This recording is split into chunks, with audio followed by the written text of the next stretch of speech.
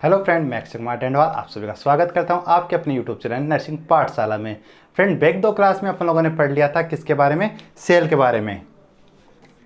अपन लोगों ने friend cell को स्टार्ट किया था, जिसके अंदर अपन लोगों ने सेल की डेफिनेशन पढ़ी थी। बॉडी की सबसे लार्जेस्ट सेल कौन सी, सबसे स्मॉलेस्ट सेल कौन सी थी, ये चीज़ अपन लोगों ने पढ़ ली थी। फिर फ्रेंड अपन लोगों ने नेक्स्ट क्लास के बारे में पढ़ा था सेल मेम्ब्रेन के बारे में, कि अपनी बॉडी जो सेल होती है, अपन लोगों ने पढ़ा था अपनी सेल होती है, उसके अंदर आउटर जो लेयर होती है उसको अपन क्या बोलते हैं, उसको अपन बोलते हैं सेल मेम्ब्रेन। और फिर अपन लोगों ने बात की थी कि सेल मेम्ब्रेन जो होती है वो फोस्फोलिपिड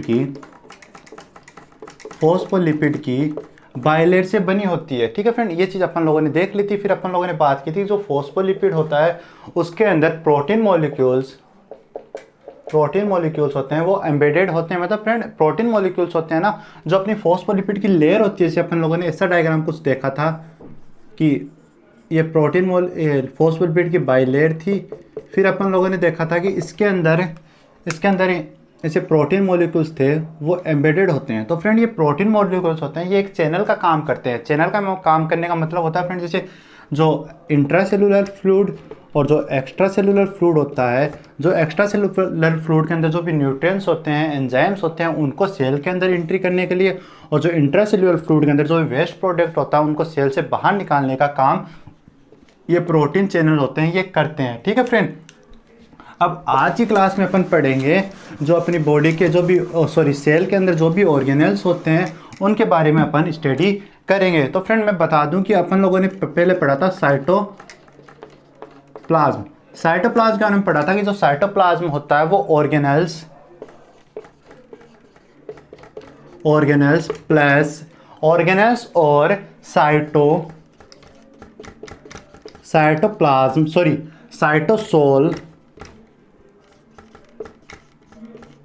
साइटोसोल से मिलकर बना होता है। अब बात करते हैं कि ऑर्गेनेल्स क्या होते हैं, साइटोसोल क्या होता है। तो फ्रेंड ये अपनी सेल है। ठीक है फ्रेंड, इसके अंदर जो क्लियर वाटरी फ्लूइड होता है उसको अपन बोलते हैं साइटोसोल। और जो ऑर्गेनेल्स प्रेजेंट होते हैं जैसे mitochondria, lysosome, Golgi body, nucleus, इन सभी को अपन बोलते हैं ऑर्गेनेल्स। और इन दोनों को मिलाकर अपन क्या बोलेंगे, मिलाकर बोलेंगे साइटोप्लाज्म। अगर फ्रेंड आप लोगों को पूछा जाए कि साइटोप्लाज्म होता है वो किन किन से मिलकर बना होता है, तो आपका आंसर जाएगा कि जो ऑर्गेनेल्स होते हैं उनको लेकर, और साइटोसोल होता है उनको लेकर अपन जिसको बोलेंगे, अपन उसको बोलेंगे साइटोप्लाज्म। ठीक है फ्रेंड, ये अपन लोगों की बैक क्लास थी जिसके बारे में अपन लोगों ने पढ़ लिया था। अब आज की क्लास में अपन लोग स्टार्ट करेंगे organelles of cell. Organelles of cell कि सेल के अंदर कौन कौन सी ऑर्गेनेल्स होते हैं वो प्रेजेंट होते हैं। तो फर्स्ट ऑर्गेनेल्स होता है एंडोप्लाज्मिक रेटिकुलम, जिसको फ्रेंड अपन शॉर्ट में क्या बोलते हैं, उसको बोलते हैं अपन ईआर बोलते हैं एंडोप्लाज्मिक रेटिकुलम को। ठीक है फ्रेंड, जो एंडोप्लाज्मिक रेटिकुलम होती है वो मोस्टली 2 टाइप की होती है। फर्स्ट एंडोप्लाज्मिक रेटिकुलम होगी, उसको अपन बोलेंगे रफ एंडोप्लाज्मिक रेटिकुलम। फ्रेंड मैं यहाँ पर शॉर्ट में लिख रहा हूँ ईआर। ठीक है फ्रेंड, फिर बात करते हैं सेकेंड की बात करें स्मूथ ईआर। तो आपको पूछा जाए कि एंडोप्लाज्मिक रेटिकुलम होती है वो कितने टाइप की होती है, तो आपका आंसर बड़ा इजी चला जाएगा कि वो तो 2 टाइप की होती है। फर्स्ट होती है रफ एंडोप्लाज्मिक रेटिकुलम, सेकंड होती है स्मूथ एंडोप्लाज्मिक रेटिकुलम। ठीक है फ्रेंड, फिर अपन बात करेंगे रफ एंडोप्लाज्मिक रेटिकुलम को अपन रफ एंडोप्लाज्मिक रेटिकुलम क्यों बोलते हैं और स्मूथ को अपन स्मूथ एंडोप्लाज्मिक रेटिकुलम क्यों बोलते हैं। तो फ्रेंड इसका भी बड़ा इजी सा आंसर है कि जो रफ एंडोप्लाज्मिक रेटिकुलम होती है उसके ऊपर राइबोसोम के मॉलिक्यूल्स प्रेजेंट होते हैं। कि जो रफ एंडोप्लाज्मिक रेटिकुलम होती है उसके ऊपर राइबोसोम के जो मॉलिक्यूल्स होते हैं वो प्रेजेंट होते हैं। इस कारण से हम इसको क्या बोलते हैं, इसको रफ एंडोप्लाज्मिक रेटिकुलम बोलते हैं। और जो स्मूथ एंडोप्लाज्मिक रेटिकुलम है उसके ऊपर राइबोसोम के मॉलिक्यूल्स प्रेजेंट नहीं होते हैं, तो हम इसको बोलते हैं स्मूथ एंडोप्लाज्मिक रेटिकुलम। तो फ्रेंड एक एग्जांपल से देखते हैं, जैसे कोई सरफेस है, सिंपली सरफेस है, अगर उसके ऊपर कुछ प्रेजेंट होगा तो वो रफ टाइप का सरफेस होगा। तो जो एंडोप्लाज्मिक रेटिकुलम है उसके ऊपर राइबोसोम के मॉलिक्यूल्स प्रेजेंट है तो उसको अपन क्या बोलेंगे, रफ एंडोप्लाज्मिक रेटिकुलम। यहाँ जो सरफेस है उसके ऊपर कोई भी मॉलिक्यूल्स प्रेजेंट ना होने के कारण उसको अपन क्या बोलेंगे कि स्मूथ एंडोप्लाज्मिक रेटिकुलम। तो फ्रेंड अपन लोगों ने बात कर ली कि जो एंडोप्लाज्मिक रेटिकुलम होती है वो दो टाइप की होती है। फर्स्ट बात करें स्मूथ एंडोप्लाज्मिक रेटिकुलम और सेकंड बात करें रफ एंडोप्लाज्मिक रेटिकुलम।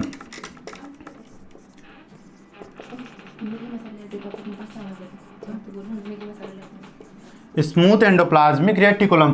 अब फ्रेंड बात करते हैं कि जो रफ एंडोप्लाज्मिक रेटिकुलम होती है उसका क्या फंक्शन होता है और स्मूथ एंडोप्लाज्मिक रेटिकुलम होती है उसका फंक्शन क्या होता है। तो फ्रेंड मैंने आपको बताया कि जो रफ एंडोप्लाज्मिक रेटिकुलम है उसके ऊपर क्या प्रेजेंट होते हैं, उसके ऊपर राइबोसोमल मॉलिक्यूल्स प्रेजेंट होते हैं। तो राइबोसोमल मॉलिक्यूल प्रेजेंट होने के कारण इसका मेन फंक्शन क्या होगा, इसका मेन फंक्शन होगा प्रोटीन का सिंथेसिस करना। कि जो रफ एंडोप्लाज्मिक रेटिकुलम होती है वो प्रोटीन सिंथेसिस में अपनी हेल्प करती है। ठीक है फ्रेंड, जो रफ हो गई उसके पास तो राइबोसोम के मॉलिक्यूल्स हैं तो उसका काम तो हो गया प्रोटीन सिंथेसिस करना। बेचारी स्मूथ जो एंडोप्लाज्मिक रेटिकुलम उसके पास तो राइबोसोमल मॉलिक्यूल है ही नहीं तो उसका काम क्या होगा, उसका काम होगा जो लिपिड और सम हार्मोन्स है उनका सिंथेसिस करती है। ठीक है फ्रेंड, इसके पास राइबोसोम होने के कारण इसका फंक्शन तो हो गया है कि ये तो प्रोटीन का सिंथेसिस कर लेगी, लेकिन इसके पास तो राइबोसोम नहीं है फ्रेंड। तो इसका अदर फंक्शन अपन क्या बात करेंगे कि इसका अदर फंक्शन होगा लिपिड और सम हार्मोन्स का सिंथेसिस करना। तो ये अपना फर्स्ट ऑर्गेनल्स था एंडोप्लाज्मिक रेटिकुलम, वो कंप्लीट हो गया है। नेक्स्ट ऑर्गेनल्स की बात करें तो नेक्स्ट ऑर्गेनल्स होगा वो होगा अपना गोल्जी बॉडी।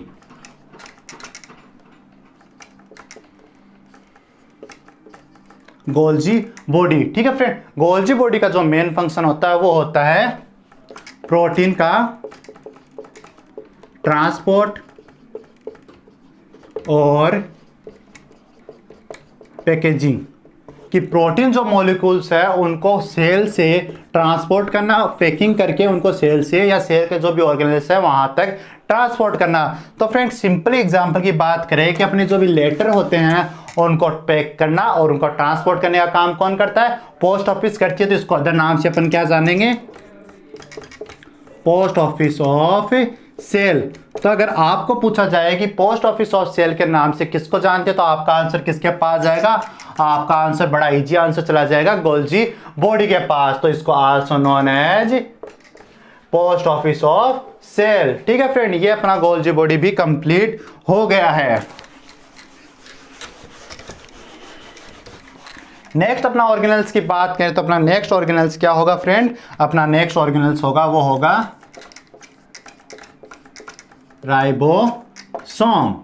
फ्रेंड अभी मैंने बताया कि राइबोसोम होता है वो एक और प्लेस पे प्रेजेंट होता है, तो वो कौन सा प्लेस था, रफ एंडोप्लाज्मिक रेटिकुलम। और राइबोसोम की वैसे बात करें तो राइबोसोम का मेन फंक्शन क्या था, प्रोटीन सिंथेसिस, कि प्रोटीन का सिंथेसिस करती है। तो फ्रेंड जहां पर प्रोटीन का सबसे ज्यादा सिंथेसिस होगा, एक प्रोडक्ट है उसका सबसे ज्यादा सिंथेसिस कहां होता है, उसकी फैक्ट्री के अंदर।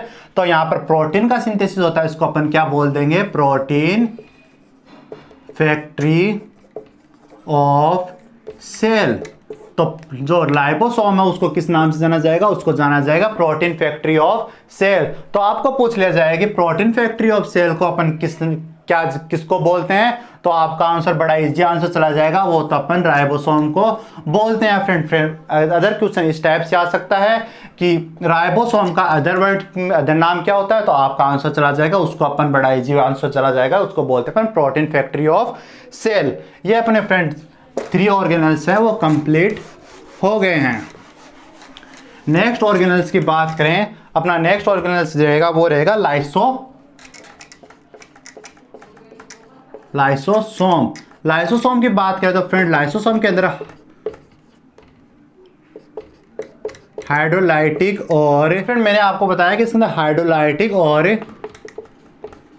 डाइजेस्टिव एंजाइम प्रेजेंट होते हैं। तो ये हाइड्रोलाइटिक और डाइजेस्टिव एंजाइम होते हैं, वो क्या काम करते हैं,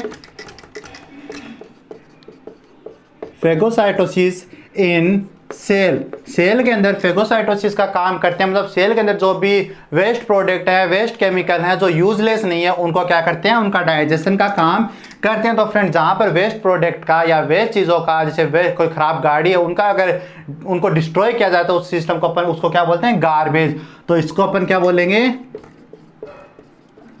garbage system of cell.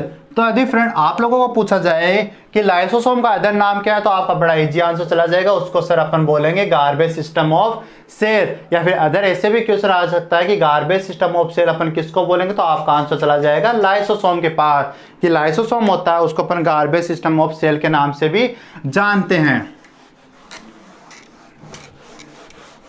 Next friend अपन बात करें, नेक्स्ट अपना ऑर्गेनेल्स रहेगा वो रहेगा सेंट्रियोसोम। सेंट्रोसोम, इसको हिंदी में फ्रेंड क्या बोलते हैं, इसको हिंदी में बोलते हैं तारक काय। तो फ्रेंड आपको एक बात बता दूं, जो नर्वस सेल होती है उसके अंदर सेंट्रोसोम प्रेजेंट नहीं होता है। ठीक है फ्रेंड, जो नर्वस सेल होती है उसके अंदर सेंट्रोसोम प्रेजेंट नहीं होता है। और सेंट्रोसोम का मेन फंक्शन क्या होता है,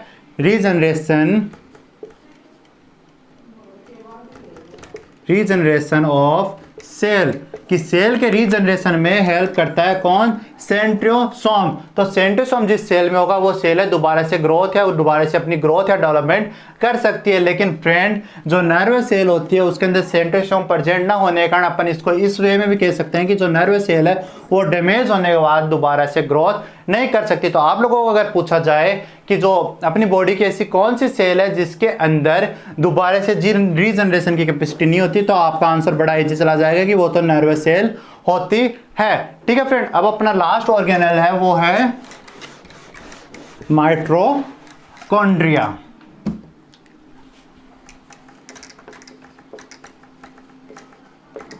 माइटोकॉन्ड्रिया, फ्रेंड माइटोकॉन्ड्रिया की बात करें तो इसका मेन फंक्शन होता है energy production in cell. Cell के अंदर एनर्जी प्रोडक्शन का काम करता है, वो कौन करता है, वो करता है माइटोकॉन्ड्रिया। और फिर माइटोकॉन्ड्रिया एनर्जी प्रोडक्शन का काम करता है, इसलिए अपन इसको एक नाम से और जानते हैं, इसको जानते हैं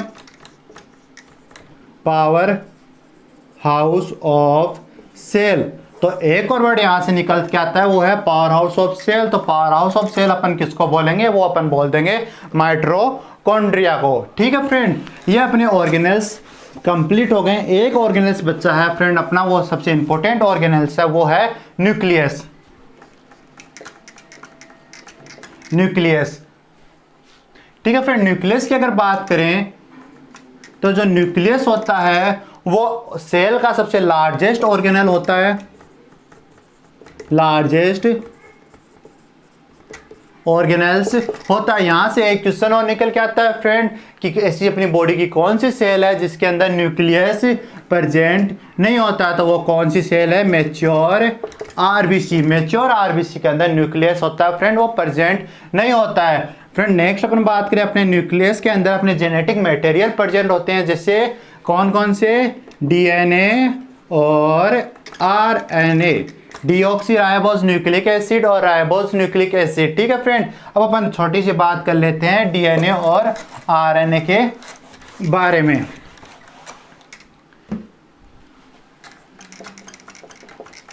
फ्रेंड जो डीएनए होता है वो डबल फ्रेम या डबल स्ट्रक्चरल होता है, मतलब फ्रेंड इसमें डबल कोटेड स्ट्रक्चर होती है। और जो आरएनए होता है वो सिंगल स्ट्रक्चरल होता है, सिंगल कोटेड होता है। ठीक है फ्रेंड, जो डीएनए होता है उसके अंदर जेनेटिक मटेरियल या genetic information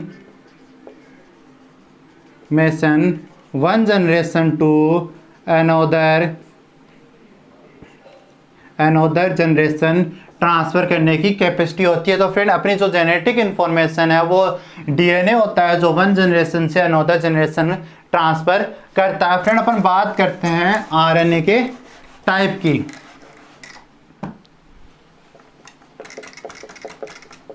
RNA friend 3 type का होता है। फर्स्ट होता है आरआरएनए, सेकंड होता है टीआरएनए और थर्ड होता है डीआरएनए। फ्रेंड जो आरएनए होता है उसका फंक्शन होता है प्रोटीन को सिंथेसिस करने का। आरएनए का फंक्शन होता है प्रोटीन सिंथेसिस करने का, और जो एमआरएनए होता है उसका, सॉरी फ्रेंड, एमआरएनए, जो एमआरएनए होता है उसका फंक्शन होता है मैसेज को डिकोड करने का। ठीक है फ्रेंड, डिकोड करने का होता है। और जो डीआरएनए होता है, डीआरएनए का मेन फंक्शन क्या होता है, मैसेज को ट्रांसफर करने का। जो आरआरएनए होता है उसका फंक्शन होता है प्रोटीन सिंथेसिस का, एमआरएनए होता है उसका मैसेज को डिकोड करने का, डीआरएनए होता है उसको मैसेज को ट्रांसफर करने का फंक्शन होता है। फ्रेंड आज अपनी सेल है वो कंप्लीट हो गई। अगर आपको सेल से रिलेटेड जो भी क्वेश्चन है वो आप हमें कमेंट बॉक्स में डाल सकते हैं, फिर हमारे व्हाट्सएप नंबर पर कांटेक्ट कर सकते हैं। अगर क्लास पसंद आए तो क्लास को लाइक करें, चैनल को सब्सक्राइब